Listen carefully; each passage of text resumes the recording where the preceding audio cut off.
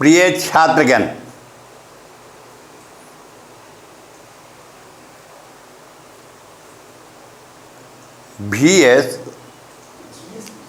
GS vision संस्था से मैं बोल रहा हूँ। मेरा नाम प्रोफेसर केसरी हुआ। जहाँ तक मुझे जानकारी है और लग रहा है कि आप लोग भी मुझे पहचानते ही होंगे, क्योंकि इस संस्था से मेरी आत्मीयता है। इसलिए कहीं और नहीं पढ़ाकर यहाँ मुझे पढ़ाना ही पड़ रहा है। इस कोरोना काल में जहाँ की संक्रमण चरम सीमा पर है, उस स्थिति में भी मुझे पढ़ाना पड़ रहा है। तो आप भी समझ सकते हैं कि यहाँ से मेरी कितनी आत्मीयता होगी, इस संस्था से मेरी कितनी आत्मीयता होगी। क्योंकि चूंकि आपकी परीक्षा बहुत नज़दीक आ गई है, अब अगर हम समय खोएंगे तो कोर्स पूरा नहीं कर पाएंगे। ध्यातव्य है कि हिंदी 200 अंक की है, इसे आप नज़रअंदाज नहीं कर सकेंगे। जीएस का जो पेपर है उसमें पर सब्जेक्ट आपको अधिक से अधिक 4-5 अंक का आएगा क्वेश्चन। कभी कभी तो ऐसा भी होता है कि किसी किसी सब्जेक्ट से 1-2 अंक का भी क्वेश्चन नहीं आ पाता। लेकिन हिंदी अपने आप में यहाँ अहमियत रखेगी। इसका 3 खंड हो जाएगा हिंदी का: हिंदी व्याकरण, हिंदी लेखन कला और हिंदी साहित्य का इतिहास और भाषा विज्ञान।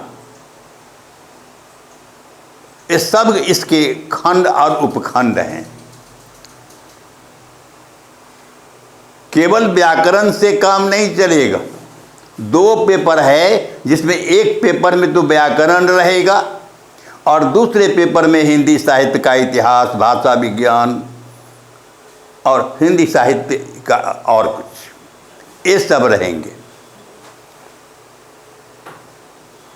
इसलिए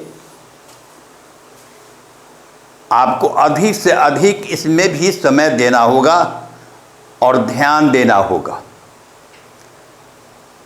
समय बर्बाद नहीं करते हुए आज से ही मैं श्री गणेश कर रहा हूँ आप लोगों के अध्यापन का।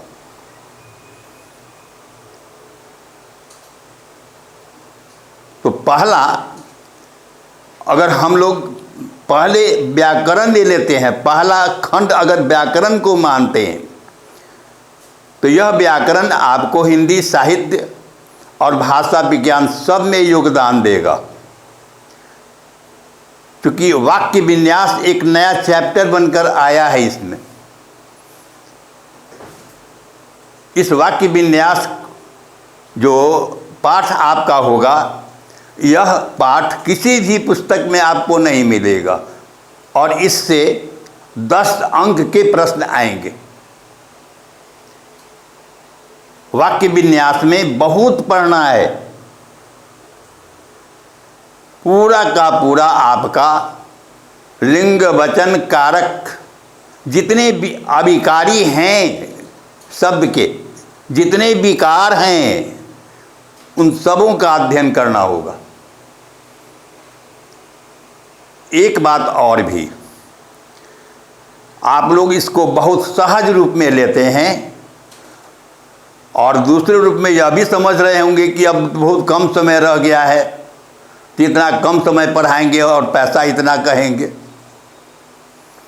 तो मेरे बारे में आप लोग जानते हैं, मैं जब पढ़ाता हूँ तो पूरा पढ़ाता हूँ, कोर्स में छोड़ता नहीं हूँ, चाहे मुझे जितना भी समय देना पड़े। लेकिन आपको राजू जी के साथ अपनी बातचीत कर लेनी होगी, उससे मुझे कोई मतलब नहीं। आर्थिक संबंध हमारा केवल राजू जी के साथ रहेगा।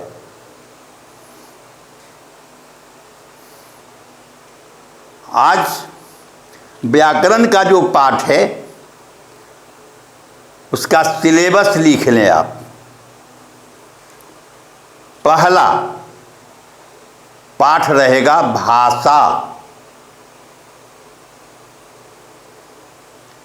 पहला पाठ रहेगा भाषा।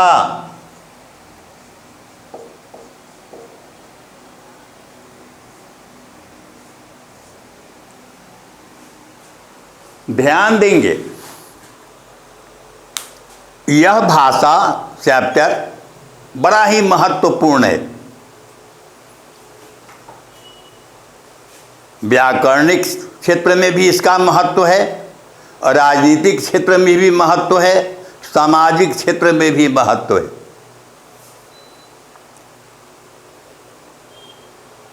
तो सबसे पहले आपको सामाजिक क्षेत्र में अगर आप लेते हैं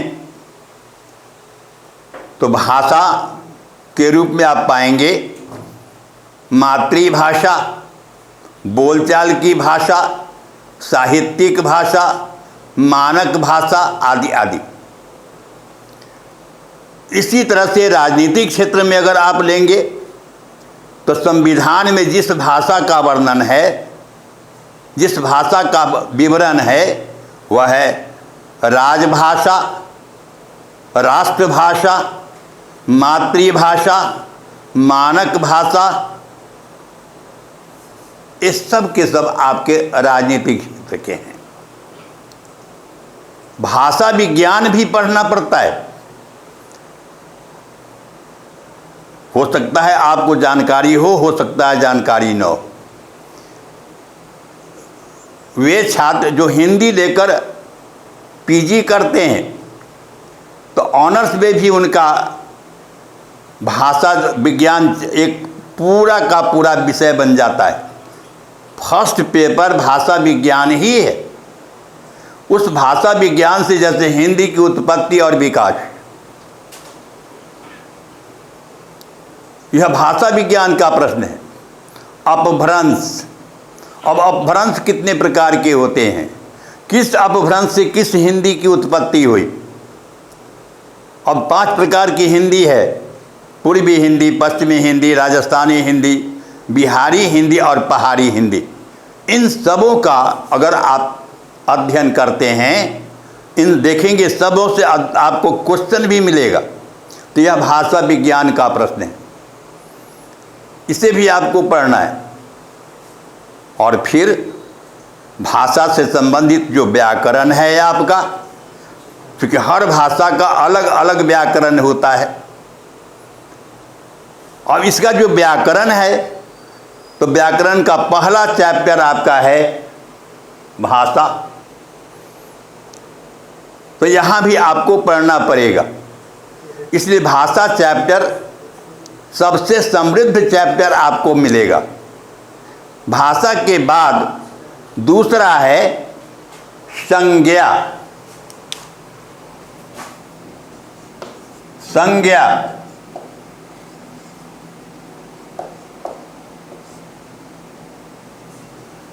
तीसरा सर्वनाम, तीसरा विशेषण,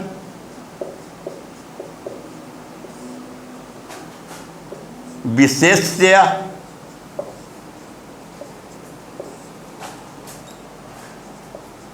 और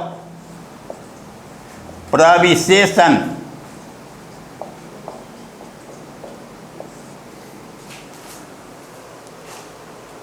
यहां भी आप देखेंगे संभवतः हो सकता है कि आप लोग पढ़े हो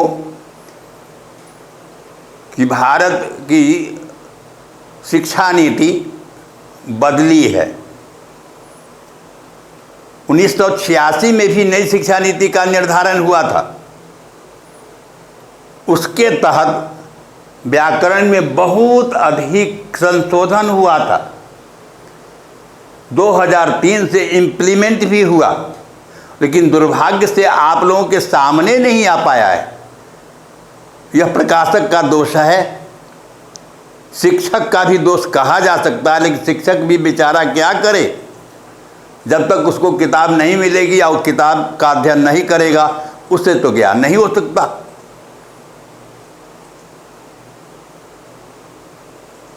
लेकिन आपका यह शिक्षक संशोधित रूप भी देगा और व्यावहारिक रूप भी देगा। बहुत जैसे संज्ञा के भेद की बात आएगी तो 3 खंड में भेद इसका बटा हुआ है। 1933 तक संज्ञा के 3 भेद थे, रूढ़, यौगिक और योग रूढ़। उसके बाद 5 भेद आप लोग पढ़ते आ रहे हैं जो किताब में वर्णित है। व्यक्तिवाचक संज्ञा, जातिवाचक संज्ञा, द्रव्यवाचक संज्ञा, भाववाचक संज्ञा आदि आदि। लेकिन 1986 के बाद 2003 से संज्ञा का जो वर्णन है किताब में, उसमें 7 संज्ञा के भेद हैं। इसमें 2 जुड़ गए हैं, 2 जो जुड़े हैं तो चलिए। हेलो, कौन है?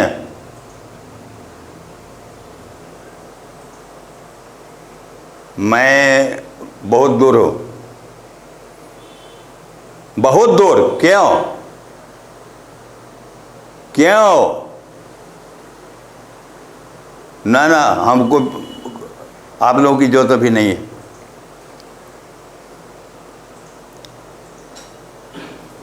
करीब करीब 6:30-7 में।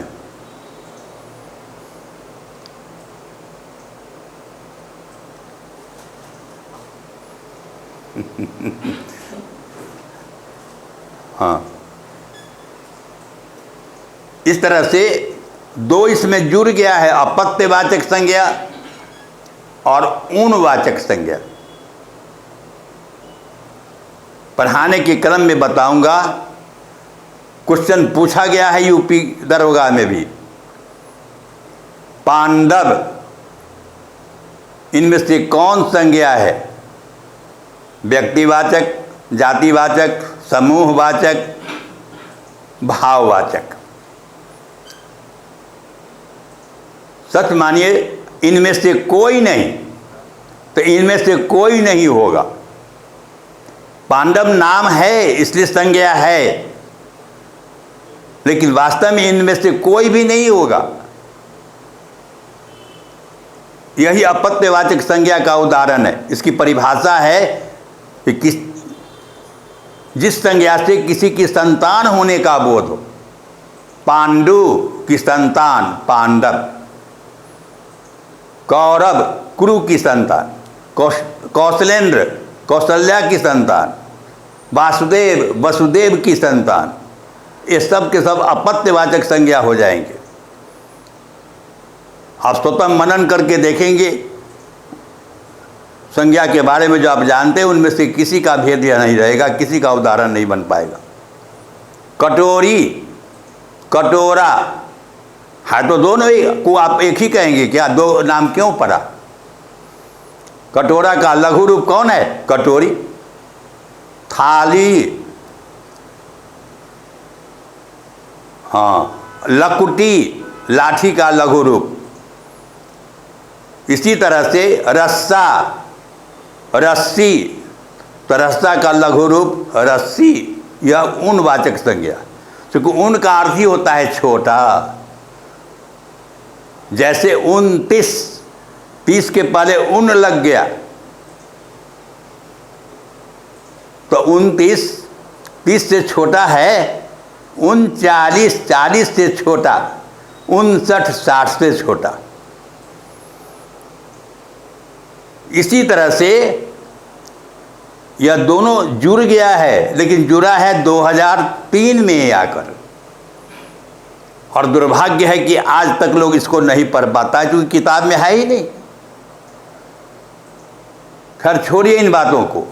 इसी तरह से यहाँ पर देखो विशेषण किताब में है, लेकिन विशेष से और प्रविशेषण नहीं है, तब जबकि इससे बहुत प्रश्न आते हैं। इसके बाद क्रिया, क्रिया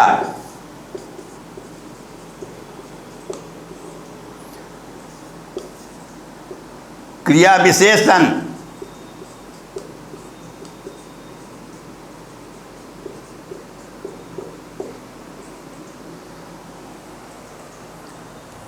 इसके बाद लिंग, वचन, कारक, काल, वाक्य, वाक्य रचना, वाक्य संश्लेषण, वाक्य विश्लेषण, वाक्य संशोधन, वाक्य विन्यास,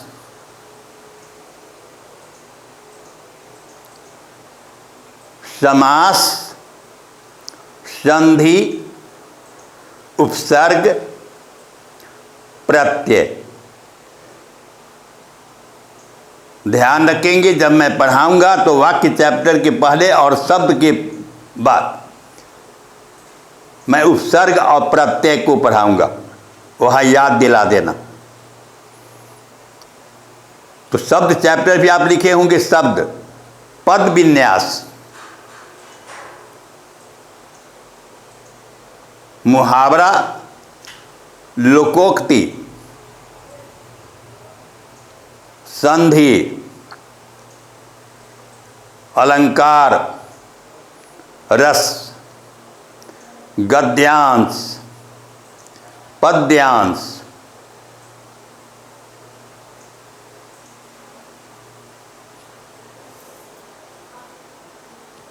पारा चेंज करके आप लिखेंगे, अलग से आएगा आपका। सरकारी पत्र, कार्यालय पत्र जिसको कहते हैं, कार्यालय शब्दावली हिंदी और अंग्रेजी अलग अलग।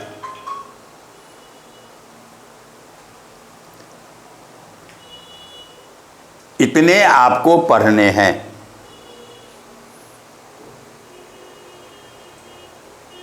आप समझे? हाँ, क्लास ले लें कल से।